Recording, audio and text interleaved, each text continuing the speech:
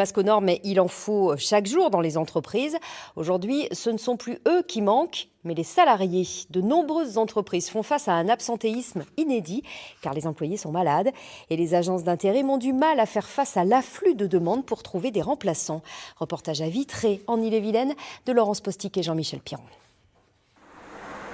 C'était juste pour te demander si toi tu avais par hasard des candidats disponibles du côté de Laval pour aller sur Port-Briet. Depuis quelques semaines, les agences d'intérim sont en surchauffe car il faut remplacer les absences liées au Covid. Une situation encore plus tendue dans les bassins de plein emploi, comme celui de Vitré, où le taux de chômage dépasse à peine les 4%. En ce moment, c'est tellement tendu que les clients nous appellent le matin pour l'après-midi et nous avons énormément du mal à recruter. Il faut avoir une certaine réactivité. C'est nous qui sommes obligés d'aller à la chasse aux intérimaires par la diffusion d'annonces sur Internet et les réseaux sociaux. Même son de cloche dans les grands groupes comme chez Samsic Emploi qui, face à la pénurie de main-d'œuvre, constate une évolution chez les employeurs dans le recrutement sur des postes très qualifiés.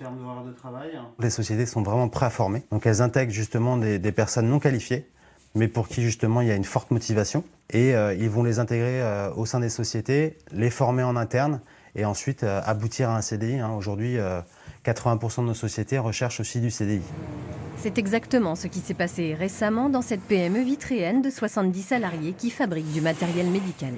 On a recruté il y a quelques semaines de ça une personne au poste de soudeur qui est arrivée en ayant comme bagage une formation sur des métiers d'usinage.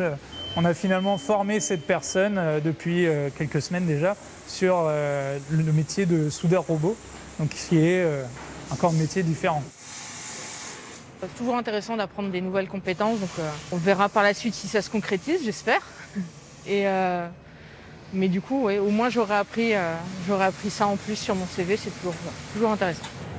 Dans cette situation de crise, de nombreux intérimaires pourraient trouver là l'opportunité d'obtenir un emploi pérenne.